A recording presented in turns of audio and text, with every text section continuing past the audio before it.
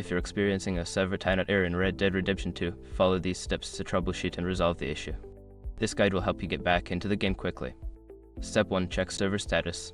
Visit the official Rockstar Games website or social media channels to check if there are any ongoing server issues or maintenance. If the servers are down, you will need to wait until they are back online. Step 2. Restart your game. Close Red Dead Redemption 2 completely and restart it. This can help reset your connection to the servers and may resolve any temporary glitches causing the timeout error. Step 3. Check your internet connection. Ensure that your internet connection is stable. You can do this by running a speed test or trying to connect to other online services. If your connection is weak, consider resetting your router or switching to a wired connection. Step 4. Update your game. Make sure that Red Dead Redemption 2 is updated to the latest version.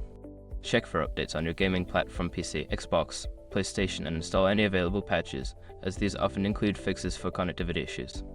Step 5. Adjust firewall and antivirus settings. Sometimes, your firewall or antivirus software can block the game from connecting to the servers. Check your settings to ensure that Red Dead Redemption 2 is allowed through your firewall and that your antivirus is not interfering with the game. By following these steps, you should be able to resolve the server timeout error and enjoy your gaming experience. If the problem persists, consider reaching out to Rockstar support for further assistance.